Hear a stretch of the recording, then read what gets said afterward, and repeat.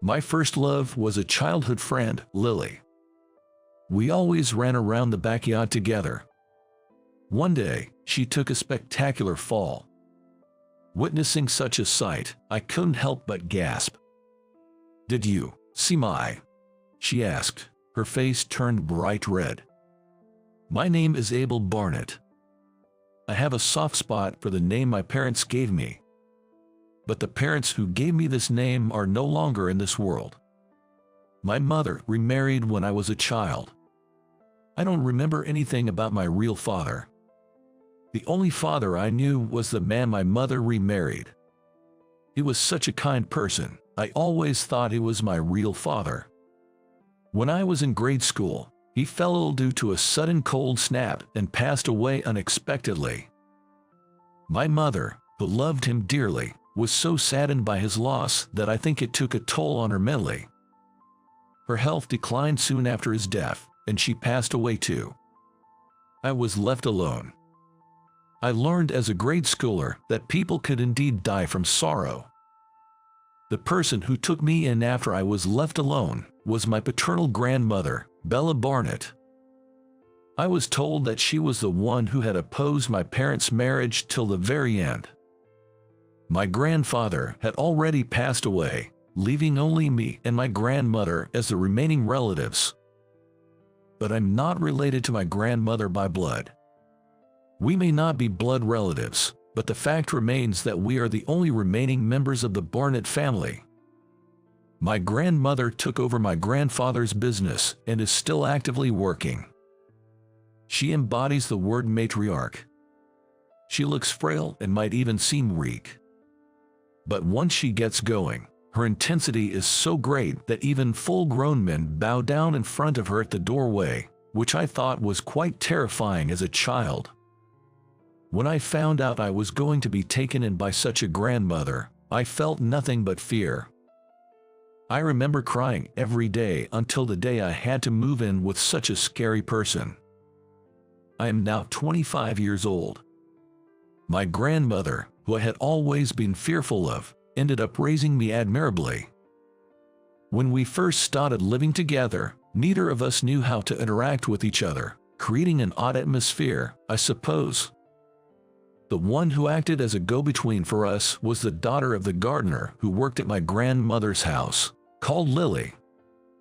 When I was first taken in by my grandmother, Lily was just an infant and was left on our porch while her father worked in the garden. Apparently, her father was in the midst of single parenting after his wife had run out on him, and my grandmother had given him permission to bring Lily to work. For 3 years, my relationship with my grandmother remained at a stalemate, and I never felt at ease when I came home. One day, when I came home from school, there was a mattress laid out on the porch, and the little baby was laying on top of it. When I peeked over, she gave me a big smile. Her face was so adorable that I poked her cheek lightly. Suddenly she started crying loudly, and I was taken aback. That's when my grandmother showed up. "Welcome home, Abel. Oh dear, it seems she's in a bit of a mood." Picking up the crying infant, my grandmother began to gently soothe her. Seeing this side of my grandmother was something new for me, and I'm pretty sure my face showed my surprise. Swinging gently in my grandmother's arms, the baby seemed to be enjoying herself. She began to laugh gleefully. "Grandma, can you do magic?" When I asked that, my grandmother gave a slightly surprised look. Then, with a grin, she said, "Yes, I can." "Can Grandma's magic make my chest feel better too?" Looking at the laughing baby, I said that. My chest always felt cold and hurt. It had been that way since I lost my parents. If my grandmother could do magic, I wanted her magic to make me laugh like this baby.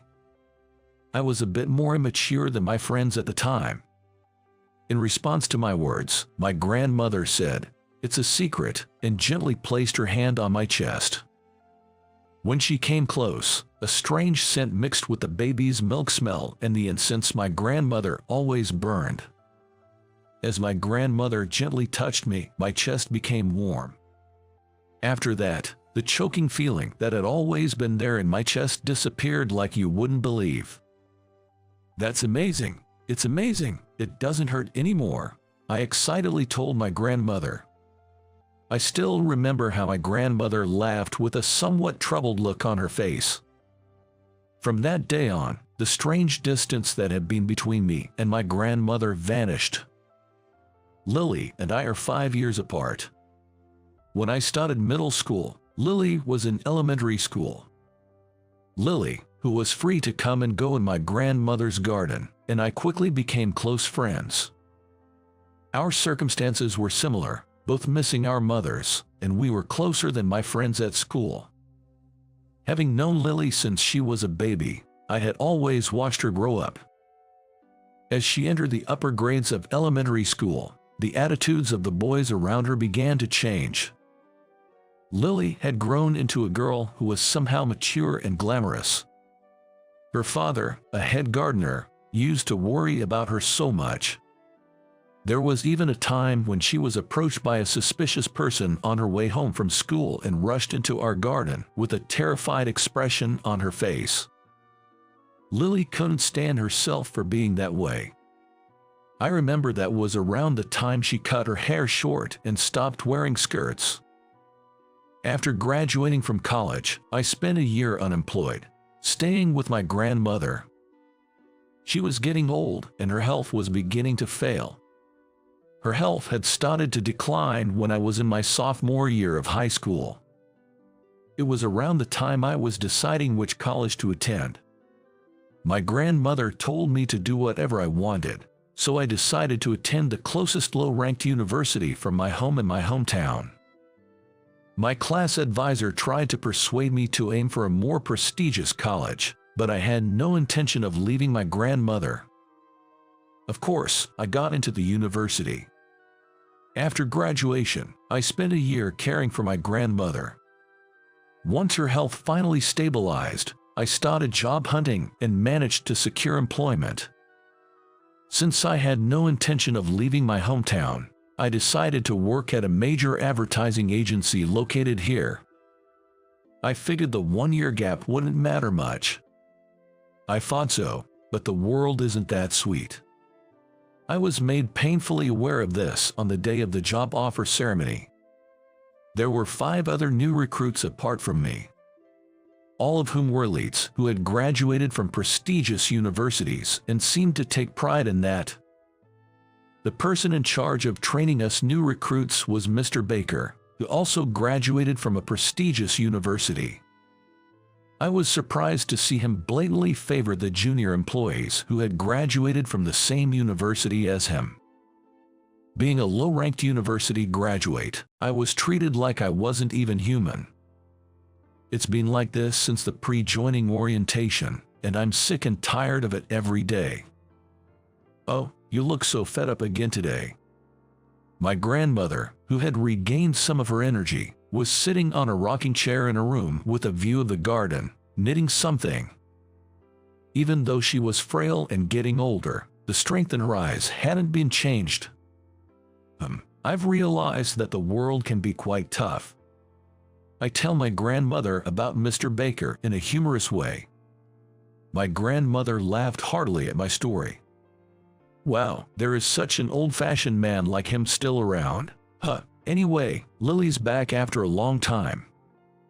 "What? Lily?" Hearing Lily's name blew away my gloomy mood in an instant. I haven't seen Lily, who should be 20 years old this year, since she graduated from junior high school.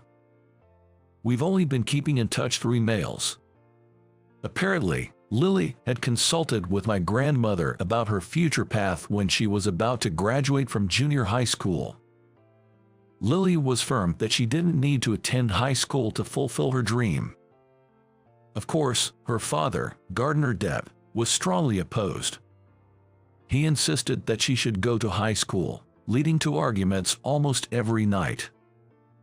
One day, when I came home from school, I found my grandmother and the Depps sitting facing each other in the living room. When my grandmother noticed me, she beckoned me over.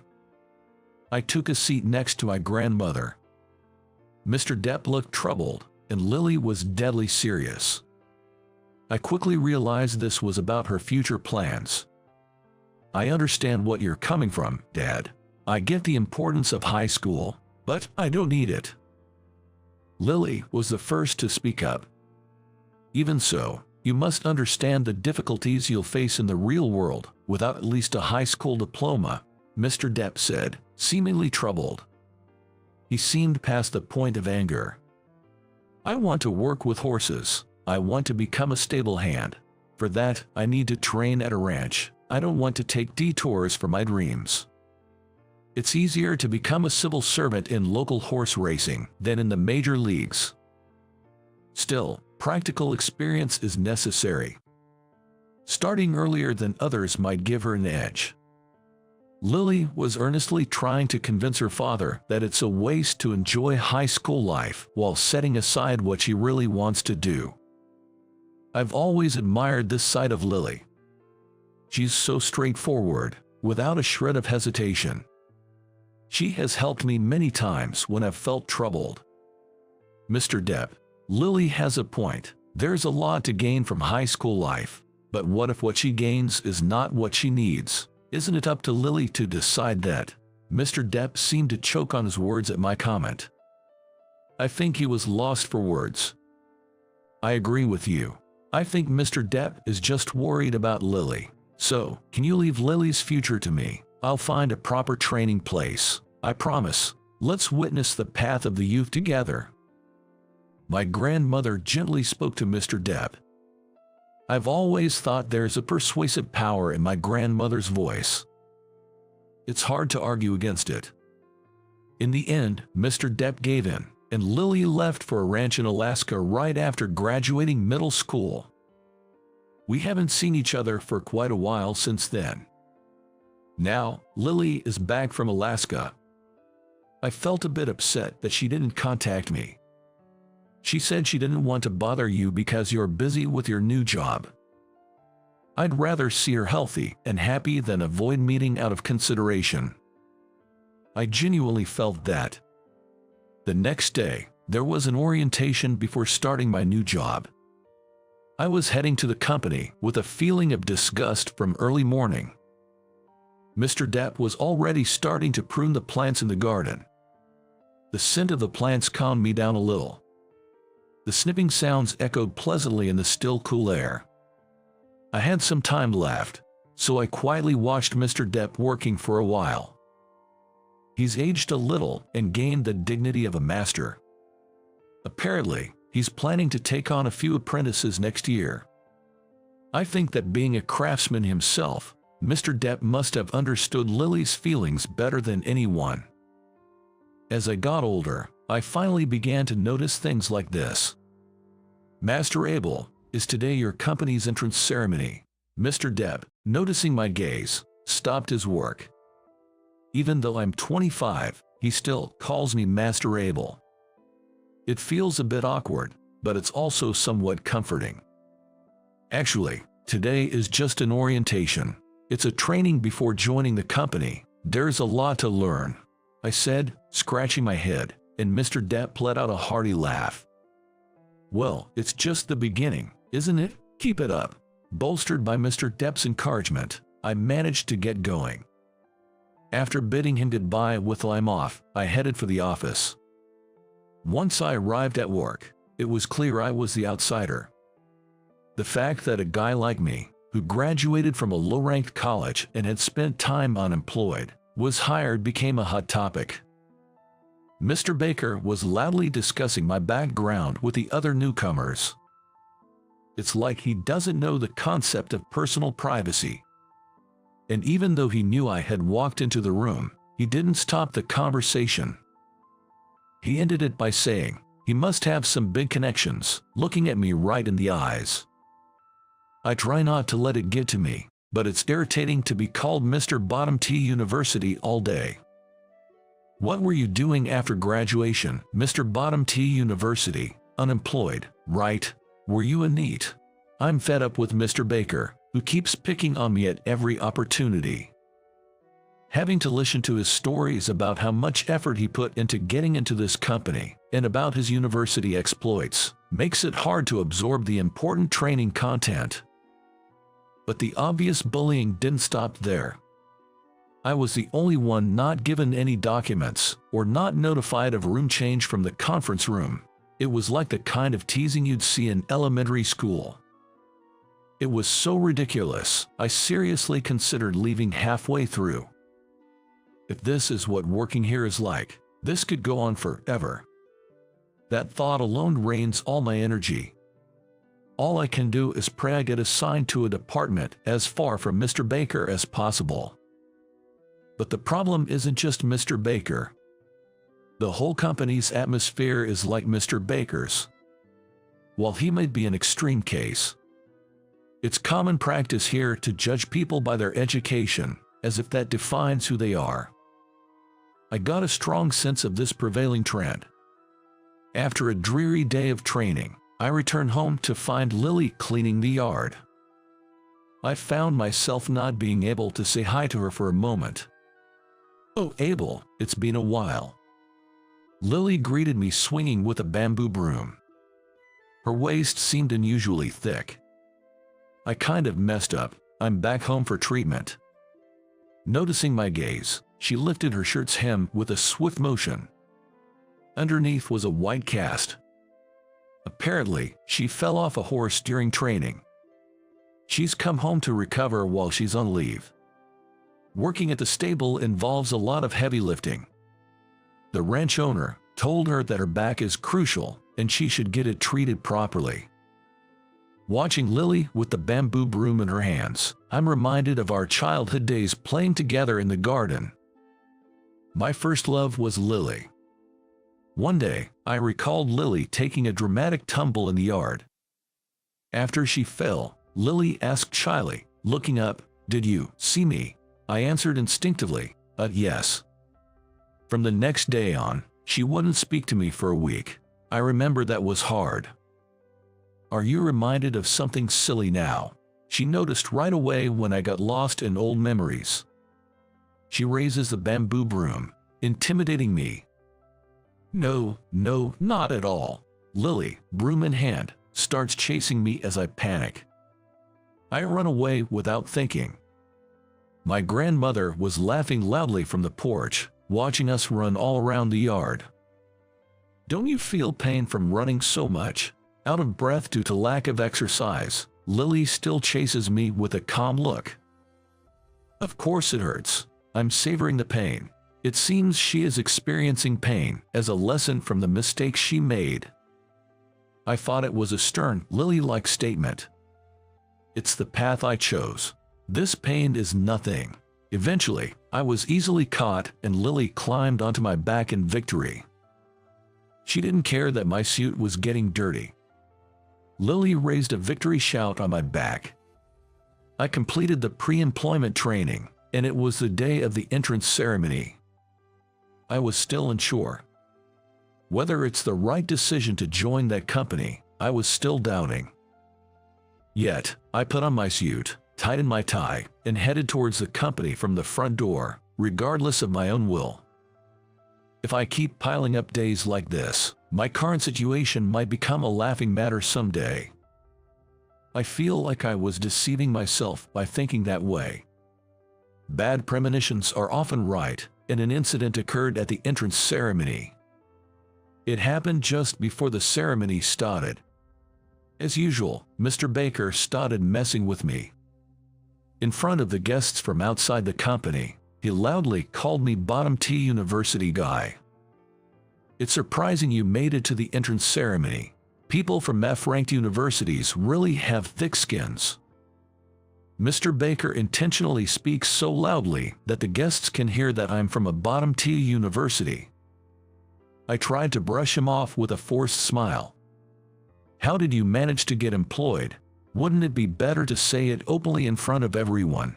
Mr. Baker seemed to enjoy ridiculing me. It's honestly annoying how persistent he is in picking on me. The guests started to stir a bit. Probably a reaction to the word nepotism. "I'd really like to see the face of your parents who got you in here using connections," sneered Mr. Baker. Mr. Baker said it triumphantly to me, who said nothing in return. "You want to see his parent?" I raised him. A stern voice echoed throughout the hall.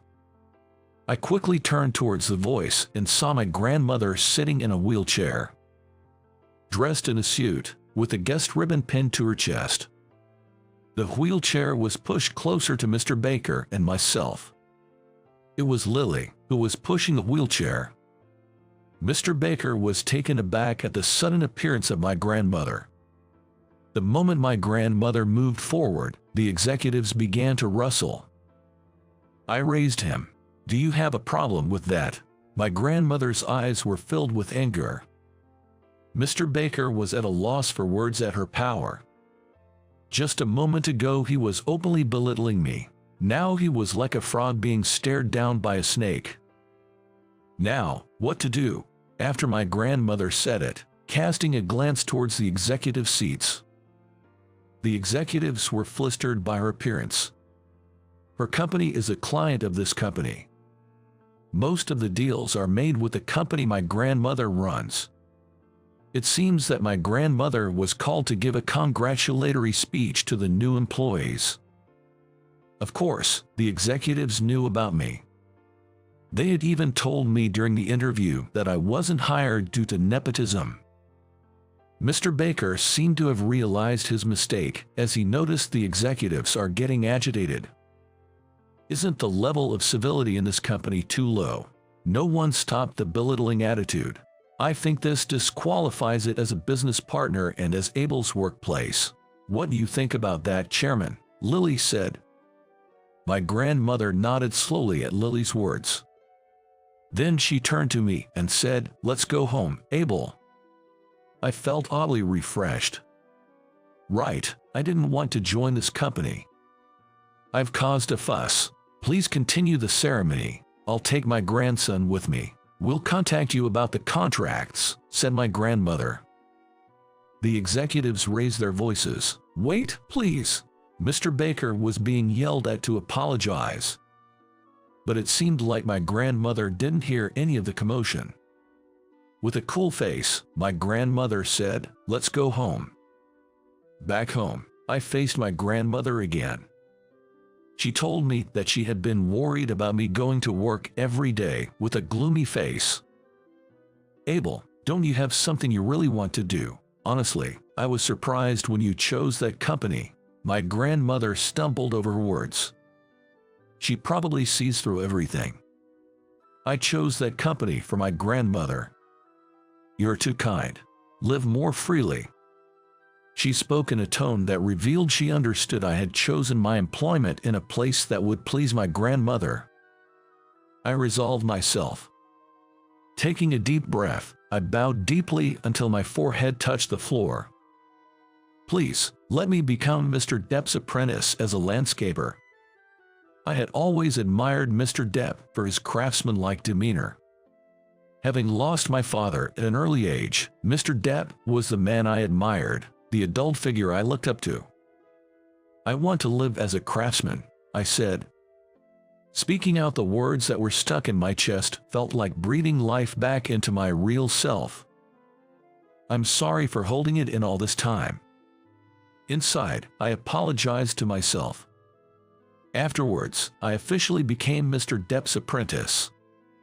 Despite becoming an apprentice, being called Master Abel was somewhat embarrassing. But the instruction in landscaping was strict and relentless. Being told to learn the craft, I was desperate every day just to keep up. But every day was incredibly fulfilling.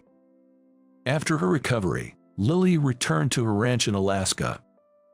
She told me that starting next year, she would be working as a stable hand at a local racetrack. I couldn't afford to lose to Lily, who was steadily achieving her dreams. "Abel, you're just a late bloomer." She teased me from time to time with such words. Who would become independent first? It felt like a competition. We were physically apart, but I felt closer to Lily than before. After a few years, I had grown enough to be called Mr. Depp's right-hand man. I had decided long ago that once I became independent, I would propose to Lily. And today, I told her that. Honestly, I thought she would say yes right away. But her answer was wait. Lily had started working as a public servant. I painfully understood the meaning behind her wait. I immediately replied, I'll wait as long as it takes. I don't want a foolish relationship where one of us has to endure something. If we respect each other and care for each other, we can wait for each other forever. There's no doubt about that.